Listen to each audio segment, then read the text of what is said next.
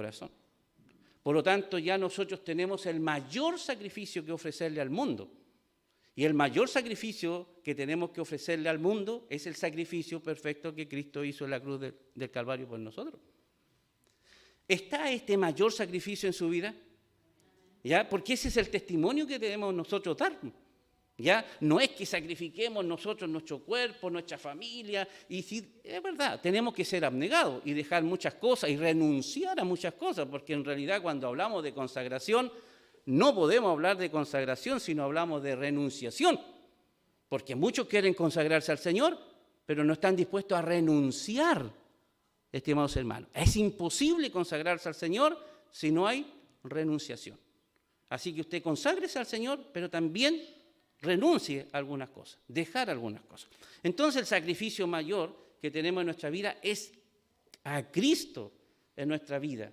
El mejor, perfecto sacrificio. Este es el sacrificio que nosotros debemos presentar, ¿cierto?, al mundo, para testimonio, para que el mundo, ¿cierto?, allí sea salvo por el mayor y perfecto sacrificio, ¿cierto?, que nosotros llevamos dentro de nosotros, dando testimonio que es el sacrificio de Cristo. Luego, para marcar la diferencia, los defensores de la fe tomaron el nombre de Dios con el nacimiento de Set. Comenzaron a invocar el nombre de Dios, Génesis 4:26.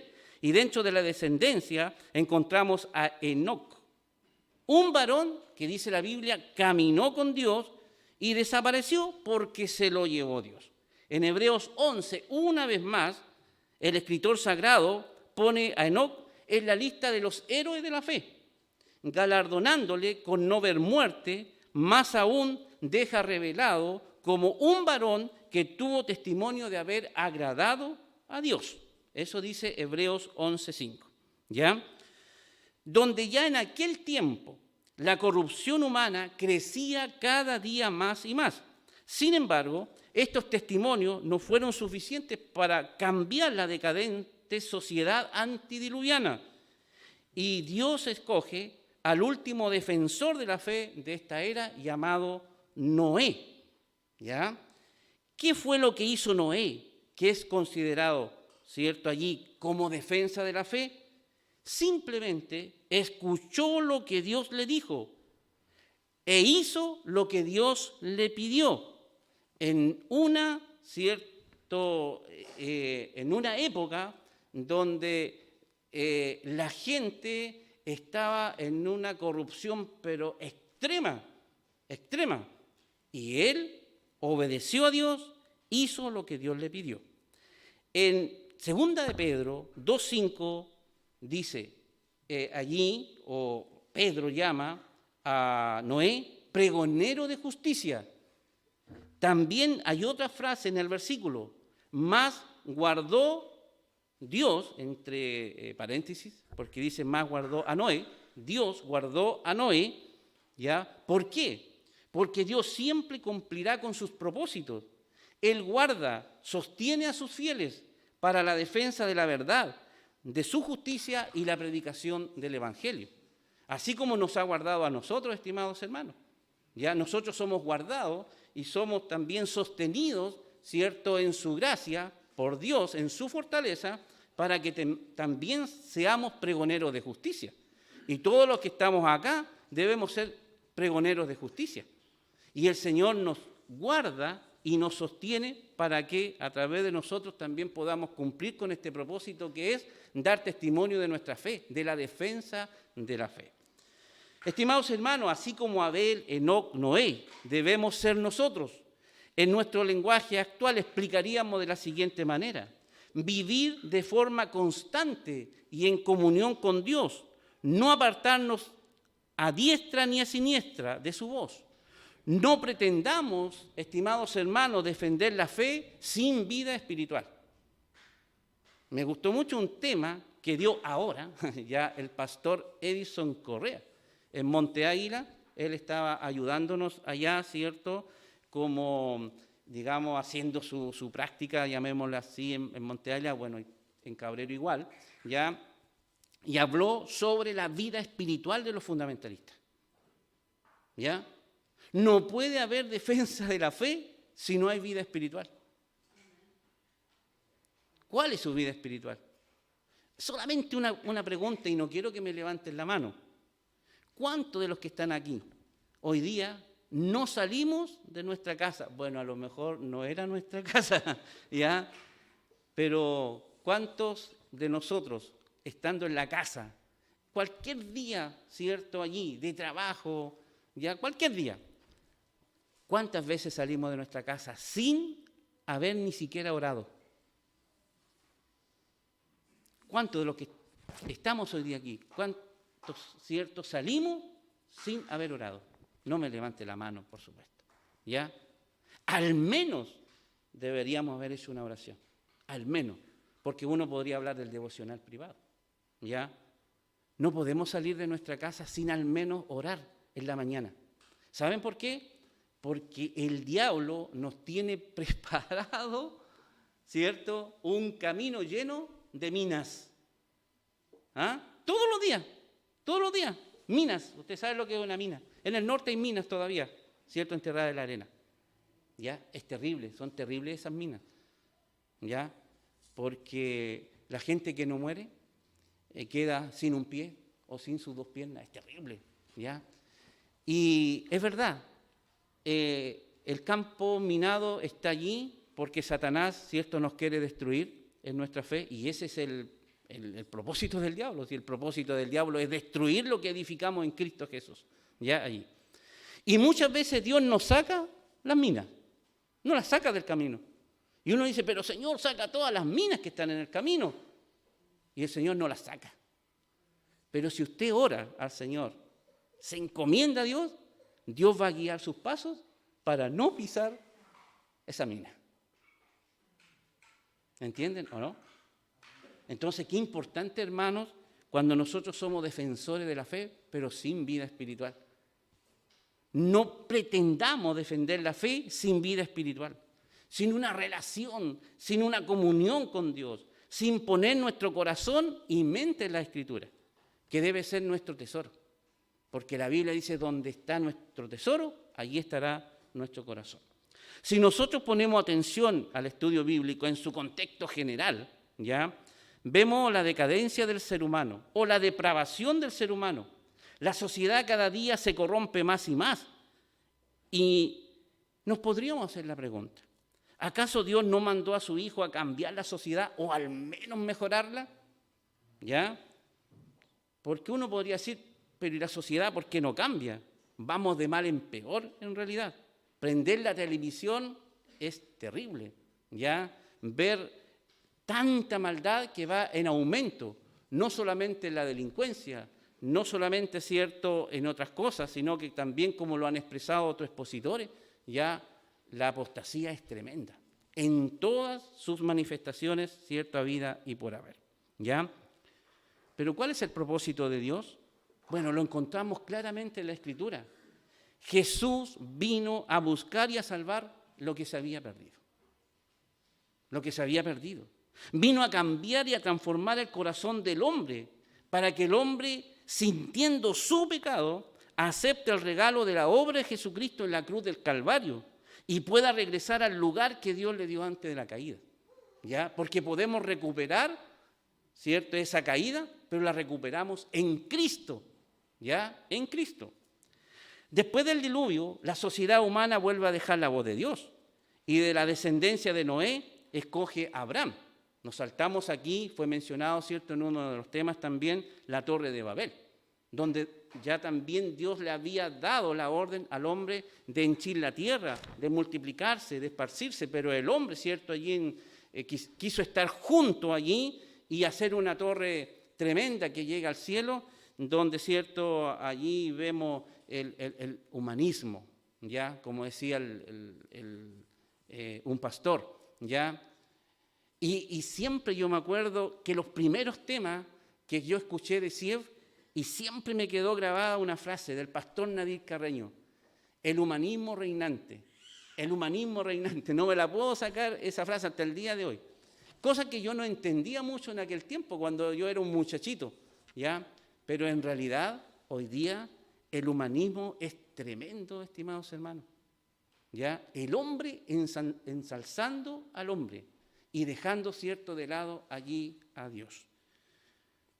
Bueno, no me preocupa tanto que el humanismo reinante en este mundo inconverso ya esté presente, porque podemos ver muchas cosas en el mundo inconverso, pero lo que no podemos, cierto, estimados hermanos, ya permitir que esto llegue a nuestras iglesias, ¿ya? Que esto entre a nuestras iglesias, ¿ya? Y el humanismo entra de diferentes formas a nuestra iglesia, ya allí. Pero continúo. Entonces, de la descendencia de Noé, escoge Dios a Abraham, mire, y que será llamado amigo de Dios, por su relación e íntima comunión que tuvo con Dios, y además por confiar en la palabra de Dios y obedecerla, atendiendo a las mismas palabras de Cristo, quien dijo: vosotros sois mis amigos si hiciereis las cosas que yo os mando. Y Abraham fue llamado amigo de Dios. Y nosotros somos amigos de Cristo, pero si hacemos las cosas que nos manda. Juan 15, 14. Además, Abraham es considerado como el padre de la fe, y además de ser padre de la nación judía.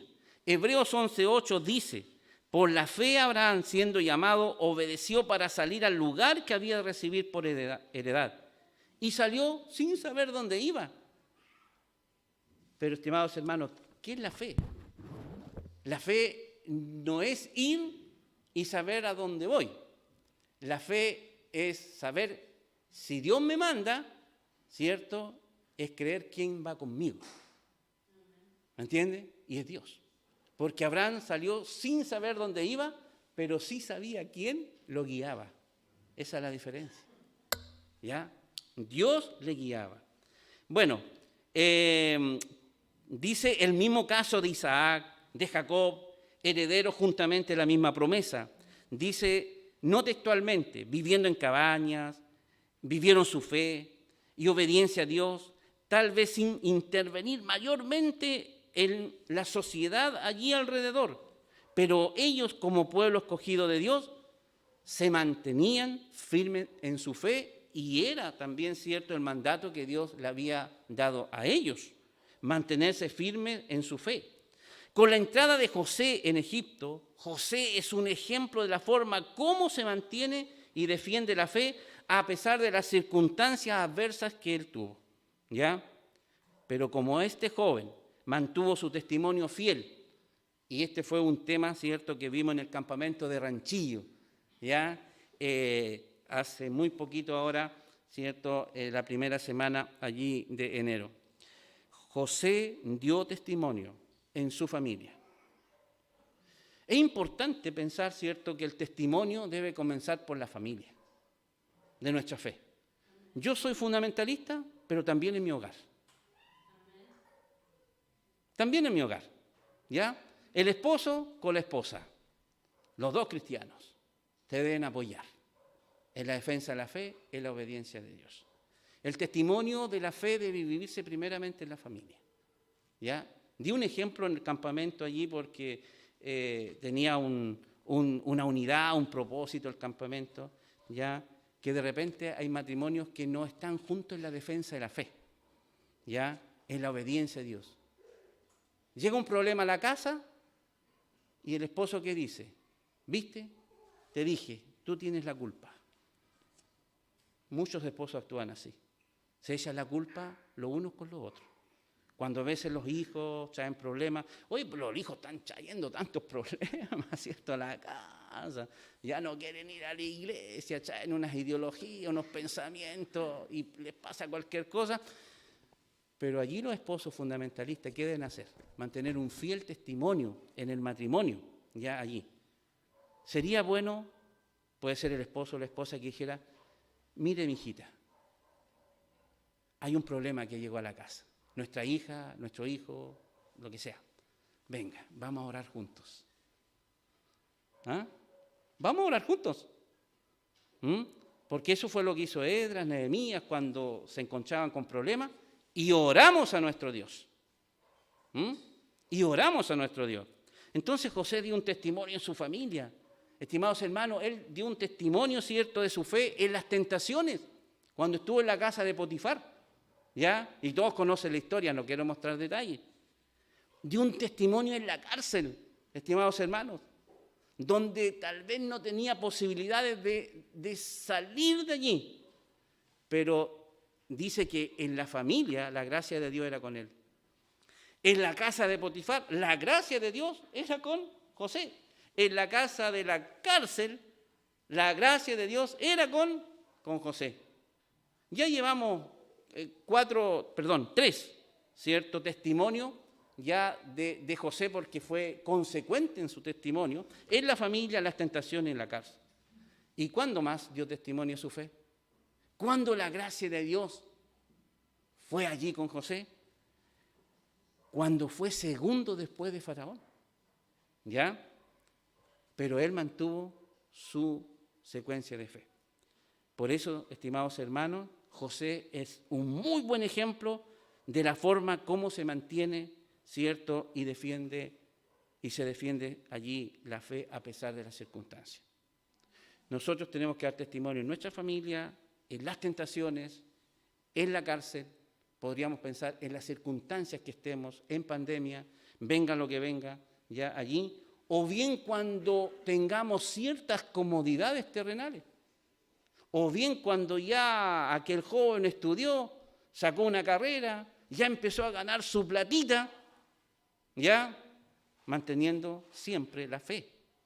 Cuando el esposo encontró un buen trabajo, cuando en la parte socioeconómica estamos bien, no perdamos la fe, porque lamentablemente, ¿cierto?, hoy en día se ve que muchas personas están siendo trabajólicas y parece que existen solamente para ganar plata, ¿ya?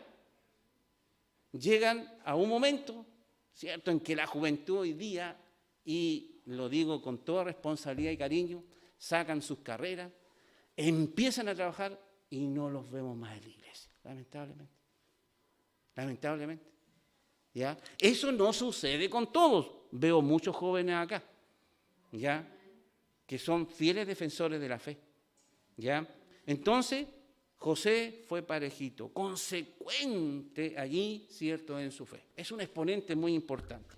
Moisés, otro ícono de la defensa bíblica, nos muestra cómo primero, usando su forma aprendida en Egipto, quiso ayudar a su pueblo fracasando miserablemente, ¿ya? Como muchos han fracasado en la defensa de la fe, porque no se han sometido al retiro espiritual en el desierto, estimados hermanos. Nos falta mucho, a lo mejor, el retiro espiritual en el desierto, ¿ya? ¿Por qué? Porque muchas veces se trata, ya, de defender la fe con nuestros propios conocimientos, con nuestra fuerza, con nuestro intelectualismo, ya, allí, ¿ya?, y no con la gracia, la sabiduría y la dirección, ¿cierto?, de Dios. Una vez que Moisés, siendo enviado al desierto por 40 años, desarrolló su vida espiritual y su correcta defensa de la fe, entonces Dios lo envía allí a sacar y a librar a su pueblo de Egipto. Moisés fue usado por Dios, el hombre más manso de aquel tiempo. Es registrado, ¿cierto?, allí en la Biblia. ¿Para qué? ¿Por qué el hombre más manso? ¿Ya? Para guiar a un pueblo duro de servir. Para guiar a un pueblo, ya, que estuvieron a punto de lincharlo, de matarlo, ¿ya? Un pueblo que cuando de parte de Dios veía milagros portentosos, se alentaba y continuaba en su camino, pero cuando eran sometidos a prueba, declinaban y ahí nuevamente reclamaban con Moisés, ¿ya? Josué también tiene parte de la defensa de la fe. Continúa con los mismos propósitos de Moisés, mantener la ley de Dios en el pueblo. Luego vinieron los jueces, que fueron hombres o mujeres, en el caso de Débora, que provisionalmente Dios levantó para que alentaran al pueblo y lo sacaran de la opresión del enemigo. Lamentablemente no todos fueron verdaderos defensores de la fe. Algunos fracasaron con su mal testimonio y desobediencia, aunque en su muerte brotó arrepentimiento y decisión, como es el caso, ¿cierto?, de Samsón, que junto con Gedeón, Barak, Jefté, están en la lista de los héroes de la fe. Y para no repetir, ¿cierto?, allí la lectura bíblica, cito de nuevo Hebreos 11. Destacamos el último de los jueces, Samuel, fiel en su testimonio durante toda su vida.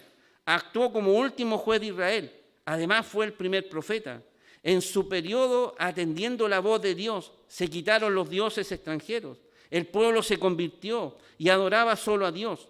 Samuel nos da la secuencia de la defensa de la fe.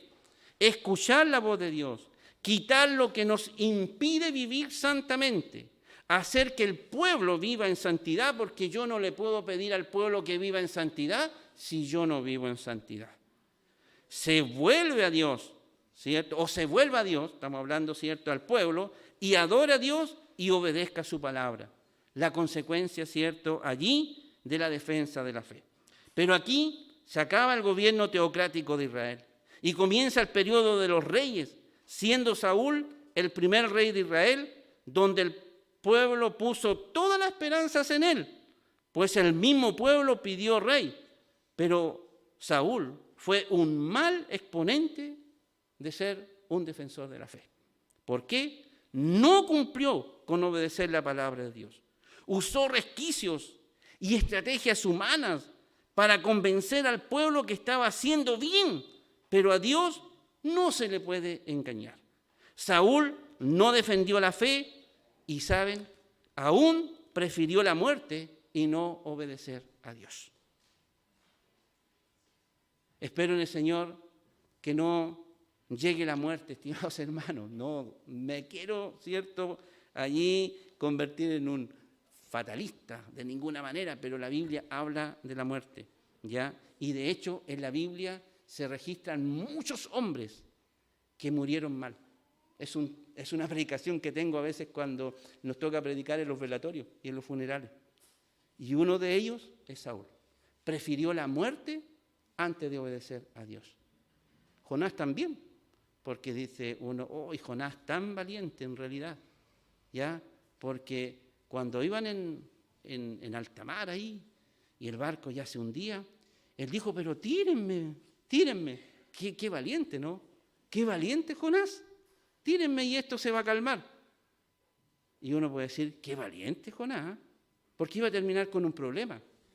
Pero él prefirió que lo tiraran y morir en el mar y no obedecer a Dios. Así actuamos muchas veces nosotros. ¿Vamos a morir desobedeciendo a Dios, estimados hermanos? Un mal exponente, cierto, de la defensa de la fe fue aquí Saúl. Muy bien, no cumplió entonces con obedecer la palabra de Dios. Usó resquicios, estrategias humanas para convencer al pueblo que estaba haciendo bien, pero a Dios no se le puede engañar. Saúl no defendió la fe, aún prefirió la muerte y no obedecer a Dios.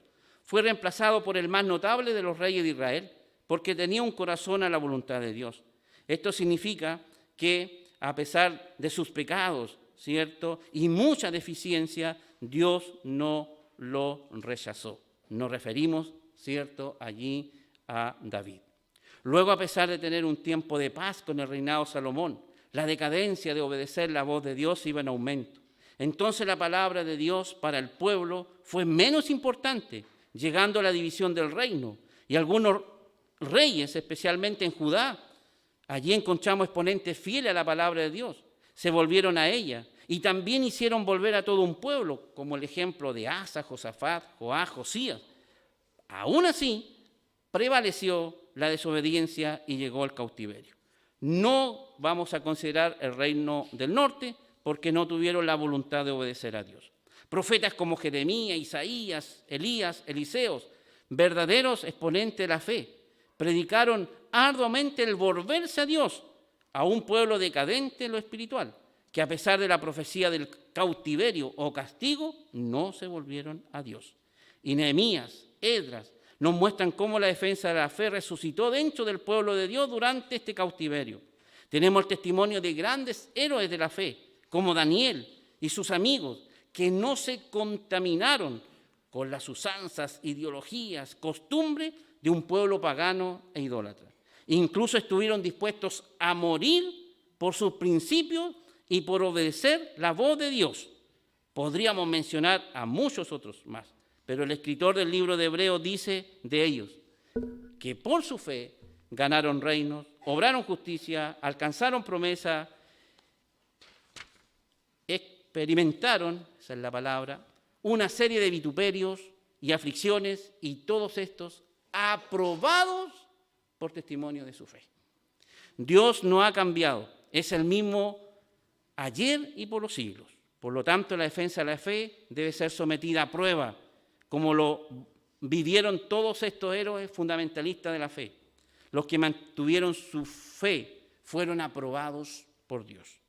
Este breve análisis, y tal vez a lo mejor sea el más breve de todos, y tal vez faltando mostrar muchos detalles, más nos muestra que la defensa de la fe es personal, no implicando aquí, cuando nosotros hablamos de una defensa de fe personal, un individualismo, porque en realidad sí, existen los llaneros solitarios, ya como yo les llamo en realidad, son solos, no se unen a una iglesia, apartados, como pareciera que ellos son los verdaderos defensores de la fe.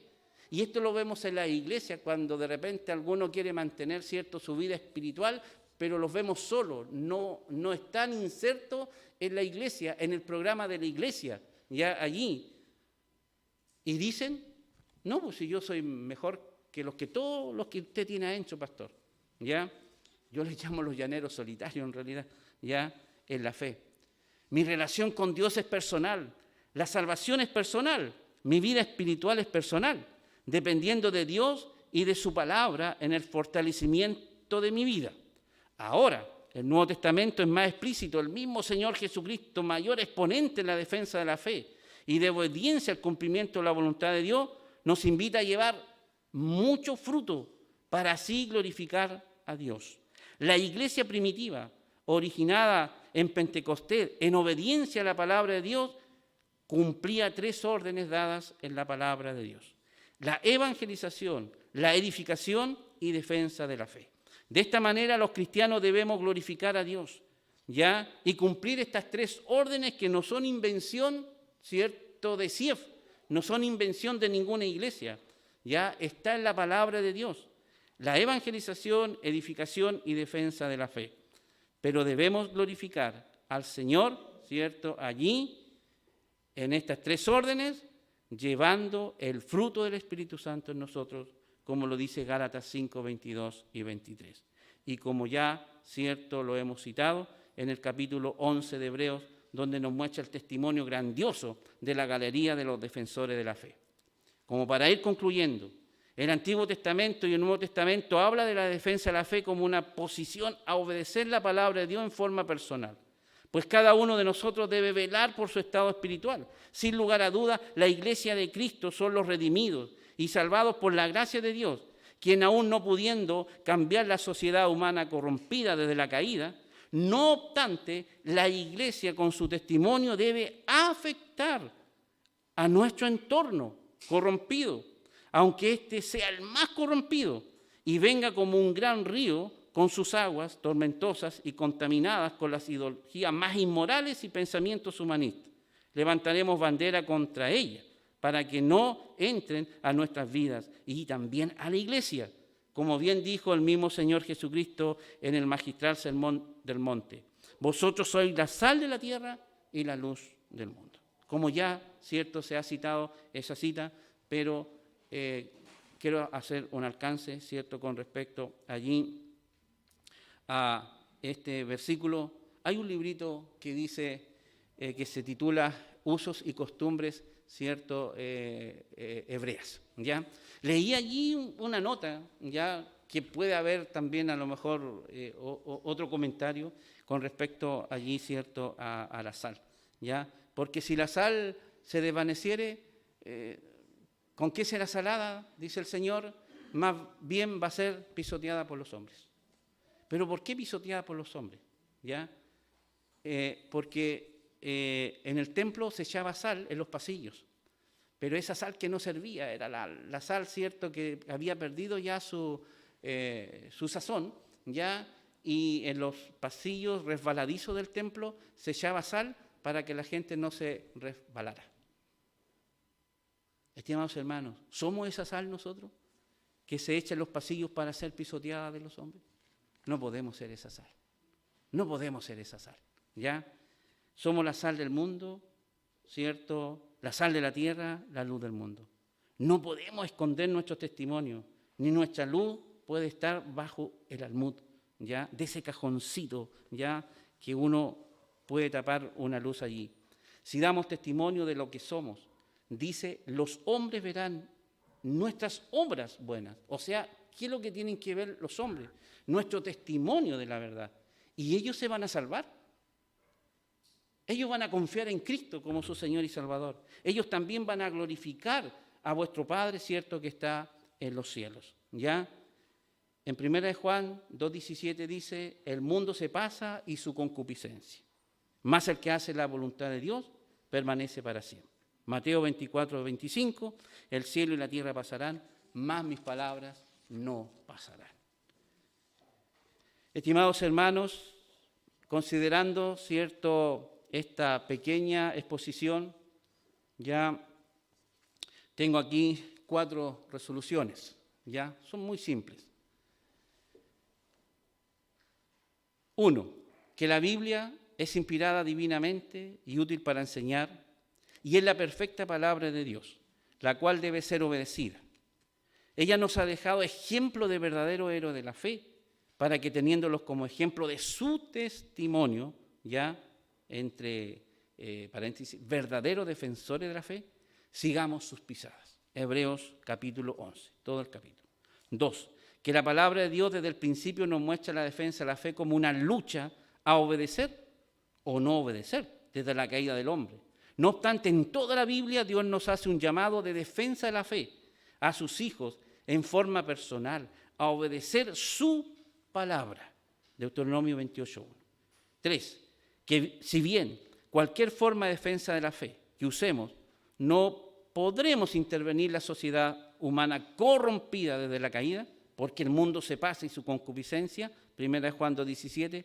No obstante, si nuestro testimonio del Evangelio, en sus 3 órdenes, evangelización, edificación, defensa de la fe, ya sí afectará al entorno corrompido, ¿ya? Y muchos se salvarán. 4, que la defensa de la fe debe ser acompañada de la unión perfecta en Cristo, reflejada en vidas espirituales. No puede haber verdadera defensa de la fe si no hay comunión con Dios a través de su palabra. Juan 15, del 1 al 10. Que el Señor les bendiga.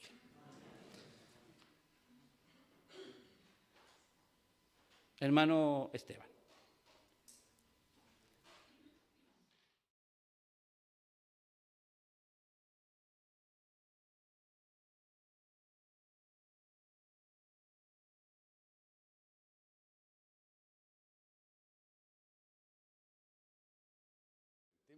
Vamos ahora a ver el asunto de las resoluciones, si el pastor la puede repetir, para que veamos si hay alguna persona que quiere añadir o sacar, o estemos de acuerdo. ¿Ya? Por favor. 1, que la Biblia es inspirada divinamente y útil para enseñar y es la perfecta palabra de Dios, la cual debe ser obedecida. Nos ha dejado ejemplo de verdadero héroe de la fe, para que teniéndolos como ejemplo de su testimonio, verdadero defensor de la fe, sigamos sus pisadas. Hebreos 11. ¿Vamos por una o otra? Todas. Que la palabra de Dios desde el principio nos muestra la defensa de la fe como una lucha, a obedecer o no obedecer desde la caída del hombre. No obstante, en toda la Biblia Dios hace un llamado de defensa de la fe a sus hijos en forma personal a obedecer su palabra. Deuteronomio 28:1. Que si bien cualquier forma de defensa de la fe que usemos, no podremos intervenir la sociedad humana corrompida, porque el mundo se pasa y su concupiscencia, 1 Juan 2:17. No obstante, si nuestro testimonio del Evangelio en sus 3 órdenes, evangelización, edificación, defensa de la fe, sí afecta a nuestro entorno. 4, que la defensa de la fe debe ser acompañada de la unión perfecta en Cristo, reflejada en vidas espirituales. No puede haber verdadera defensa de la fe si no hay comunión con Dios a través de su palabra. Juan 15, del 1 al 10. Amén. ¿Hay algún hermano que quiera aportar algo o sacar algo? ¿Estamos todos de acuerdo entonces en las resoluciones que nos propone? Esto de todas maneras, como les dije, vamos a tratar que la próxima directiva lo incluya en alguna revista para que tengamos que las resoluciones del Congreso que se hizo en Concepción el año 2023, ¿cierto?, tomó las siguientes resoluciones con respecto a este tema que es básicamente el fundamentalismo. Fundamentalismo que tiene que ver con la defensa de la fe. Entonces, todos los que estén de acuerdo en las resoluciones del pastor, por favor, levanten sus manos. Muchas gracias. Ahora, los que no estén de acuerdo, levanten sus manos. Que hay que preguntar porque eso se llama democracia. Ya, muchas gracias. Gracias, pastor. Bueno, los temas que hemos ido viendo tienen que ver con un programa que se hizo a principio de año. Básicamente era el fundamentalismo, porque nosotros vivimos en un tiempo en que primero el fundamentalismo es visto por la parte de la sociedad intelectual como una aberración intelectual. No crean ustedes que cuando nosotros decimos que somos fundamentalistas y que defendemos la fe, la gente nos va a ver como intelectuales, nos va a ver como personas con muy poca capacidad intelectual, en realidad fanáticos. Lo mínimo que nos van a decir es fanáticos. Entonces, pero también, dentro de las mismas organizaciones nosotros, todos tenemos una interpretación del fundamentalismo y de la defensa de la fe. Que en realidad nosotros tenemos que mirar en la Biblia lo que dice la Biblia de fundamentalismo y defensa de la fe. Porque todos nosotros, no sé si ustedes se han dado cuenta que hay muchos libros de teología, ¿cierto? Teología básicamente es el estudio de Dios. ¿Y por qué hay tantos libros de teología? Porque cada persona que escribe ve a Dios desde su punto de vista, que puede ser igual que el de nosotros o puede ser diferente, pero el punto está en que la persona que ve a Dios sea como la Biblia dice. Que ahí está la gracia, ¿me entienden? Lo que yo pueda creer, lo que yo pueda pensar, no sea motivo de que lo que yo saqué o yo rebusqué. Porque hay personas que obviamente tienen muchos argumentos, pero no están apoyados en la Biblia. Recuerden que la Biblia es la forma como Dios, ¿cierto?, se manifiesta a nosotros para que entendamos. Y estos temas que hemos desarrollado básicamente buscan orientarnos a que si somos fundamentalistas, si queremos defender la fe, miremos lo que Dios dice de estas cosas. Uno va a decir, pero no habla de fundamentalismo la Biblia. En realidad, la palabra fundamentalismo no aparece dentro de la Biblia. La defensa de la fe, creo que en Judas, ¿sí?, contender, podríamos decir. Pero en realidad, la Biblia habla desde el principio de Génesis hasta Apocalipsis de la conducta de aquel que conoce a Cristo, que ha sido alcanzado por Jesucristo. Y eso es lo que nosotros tenemos que sobresaltar y mostrar. Pero mostrar lo que dice la Biblia, no lo que yo creo, lo que yo pienso. Porque nuevamente, si vamos a eso, ninguno obviamente nos vamos a poner nunca de acuerdo. Porque todos vamos a ver que efectivamente yo creo que esto, yo creo... No. Veamos lo que dice la Biblia. Y la Biblia define el fundamentalismo o la defensa de la fe como la práctica real de la vida cristiana. Ahora, el tema que se abrió el Congreso, que fue el número 7, que era básicamente fundamentalismo, historia, propósito y actualidad, tratamos de, en breve tiempo, porque en realidad entendemos que una de las cosas difíciles es que nos concentremos mucho más de 20 minutos.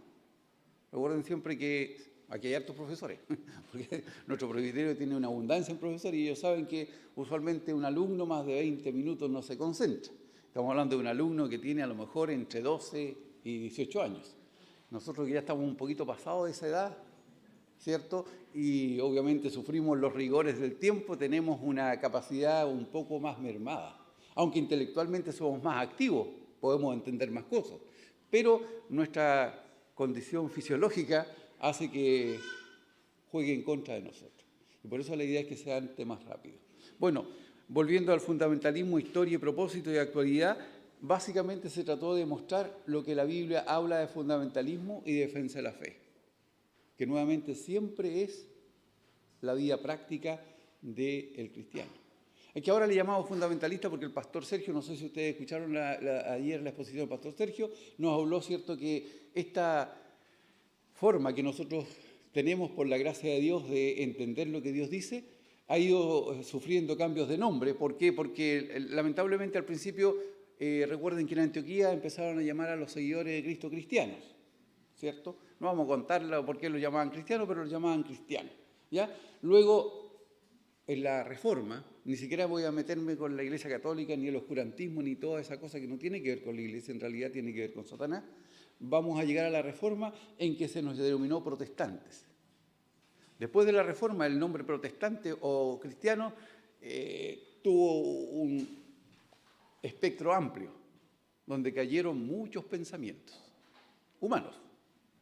Entonces ahí la gente empieza a confundirse porque este se llama así, se llama acá. Entonces ahí después tomamos, estoy haciendo un resumen al pastor Sergio, evangélicos, ¿cierto? Y ahora la mayor parte de nuestras iglesias se llaman evangélicas, porque efectivamente nosotros seguimos los evangelios, ¿cierto? Pero si ustedes se dan cuenta, hasta el día de hoy, no quiero mencionar a nadie porque yo sé que todos, de alguna forma u otra, tenemos parientes en alguna de estas iglesias, así que no voy a mencionar a ninguna para que nadie se sienta atacado, ¿cierto? Porque hay iglesias que se llaman evangélicas, pero que en realidad no siguen los evangelios. ¿Me entiende? Es nuevamente la naturaleza humana. Recuerden siempre que la naturaleza humana toma este libro que Dios lo puso para nosotros y empieza a seccionar lo que a mí me parece y lo que a mí no me parece. Por ejemplo, yo me acuerdo un pastor me enseñó hace mucho tiempo que él en la universidad había un profesor, porque él estaba en la universidad, que decía que de la Biblia lo único bueno era el Evangelio de Juan, todo lo demás era desechable. Claro, era su visión, pero resulta que nosotros no tenemos la capacidad de estar de acuerdo sí o no. La Biblia no es palabra de Dios porque nosotros estemos de acuerdo. Es palabra de Dios porque Dios la dejó para nosotros. Y tenemos pruebas indubitables, como diría Lucas, ¿cierto? Que es palabra de Dios. ¿Cuál es la prueba más importante? Que está aquí después de 3.500 años.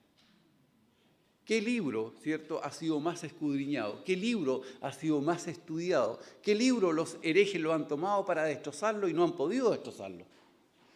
Que en el tiempo de 1800 se levantó un señor Tischendorf, que era un erudito en su tiempo, hereje, y dijo que Moisés no podía haber escrito los libros porque en el tiempo de Moisés nadie sabía escribir.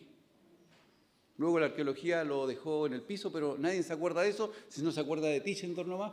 Y de hecho Tischendorf tiene en una de las versiones del 60 un párrafo en que nos habla de que Cristo tiene un sacerdote a su lado, que lo sacó él. No sé de dónde lo sacó, pero en la Escritura no aparece. Y así como esas cosas, cierto, van permaneciendo en el común de la historia de la humanidad.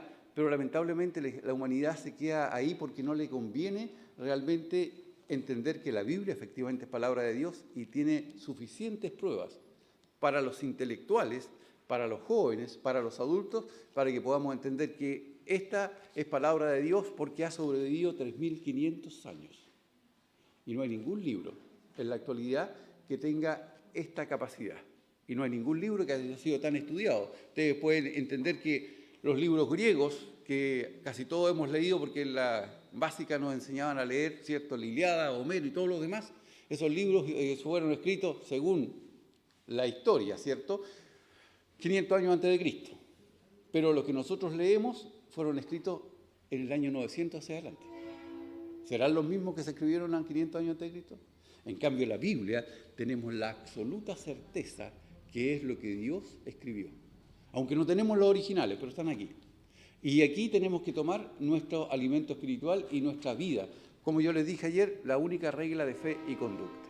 Bueno, para no alargarlos más, porque si no nos vamos a meter mucho en la Biblia y nos vamos a disentir del tema, la resolución es, ¿cierto?, considerando el tema primero, la resolución es mantener, ¿cierto?, la defensa de la fe con nuestro testimonio fiel a las demandas de Dios en su palabra. Esa es una de las primeras propósitos, ¿cierto? Instar a todos nuestros hermanos, ¿cierto?, a que mantengan la defensa de la fe con nuestro testimonio fiel a las demandas de Dios en su palabra. Obviamente con la fiel ayuda de Dios. Porque recuerden siempre que nosotros no nos vamos a mantener fieles si Dios no tiene misericordia de nosotros y nos mantiene fieles.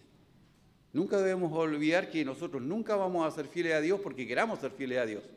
Porque en realidad nosotros siempre estamos fallando. Pero Dios es el que nos sostiene de su mano y nos permite salir adelante. Esa es la primera resolución. Y la segunda sería consagrar nuestra vida temporal al desarrollo de nuestra vida espiritual, ¿cierto? Nuestra vida temporal es lo que tenemos ahora, debemos considerarla básicamente como tiempo para desarrollar nuestra vida espiritual. Esa vida espiritual que Cristo nos dio. Recuerden siempre que en el huerto de Edén, cuando Adán y Eva cayeron, lo que les pasó fue que murieron espiritualmente. Cuando Cristo va a la cruz del Calvario y muere por nuestros pecados, Él restaura esta comunicación que teníamos rota, nos da vida espiritual. Por eso dice vida en abundancia, que es una vida muy diferente a la existencia.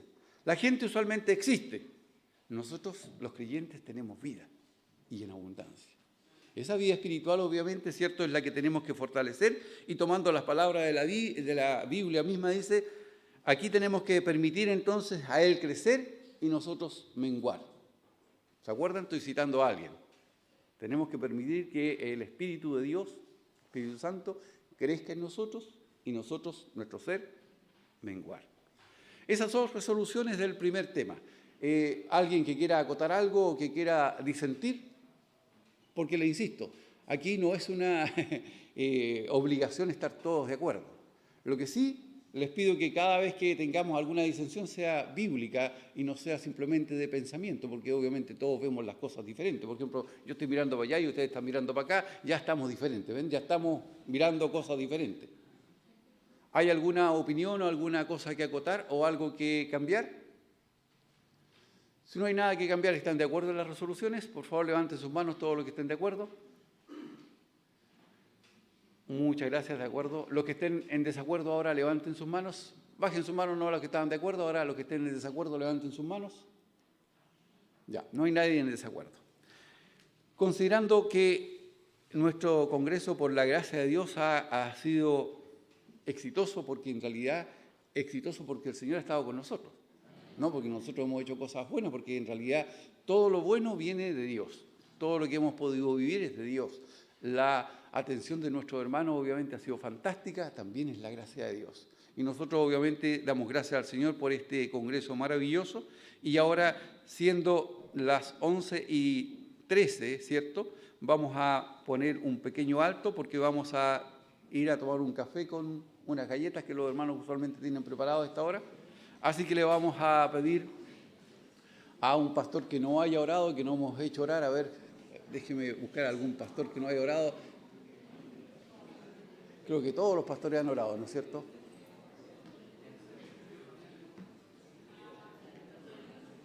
Al pastor Eliú, gracias. ¿Está el pastor Eliú presente? Por favor, nos dirige en oración para terminar este periodo. A donde quiera. Si lo alcanza a la pasada, no hay problema. El pastor Eliú le pidió que nos dirija en oración para terminar este periodo. Muy bien, oramos. Bendito Padre Celestial, te agradecemos esta mañana que estamos en tu presencia, escuchando tu palabra, Padre, y pensando, Señor, en el llamado que nos hace como creyentes, como familias cristianas, como congregaciones. Gracias te damos, oh Dios, porque está tu palabra, Señor, como lumbrera, como faro, Señor, y haz que nosotros seamos luminosos en un mundo tenebroso en el cual nos permite vivir. Santo Dios, haz que no perdamos el rumbo, que tengamos, Señor, nitidez, tu palabra nos dice, que la obra de tu Espíritu, Señor, sea libre en nuestros corazones, de tal manera que nos ilumine, que nos aclare tu palabra y que nos guíe también a los propósitos que tú tienes. Amado Señor, gracias te damos por lo que hemos estado recibiendo durante estos días. Gracias porque tú has sido bondadoso con nosotros al reunirnos, Señor, como misiones para refrescar nuestro compromiso con la defensa de la fe. Permite que esto no sea solo un pensamiento intelectual, que no sea solamente algo emocional, superficial, sino que sea la convicción profunda de nuestro corazón.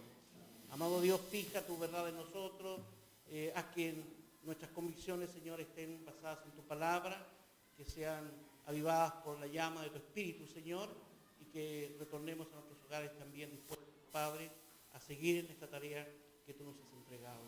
Amado Señor, te agradecemos por tu palabra entregada y permite, Padre, que tú obres por tu Espíritu en ella para ponerla, Señor, en nuestros corazones.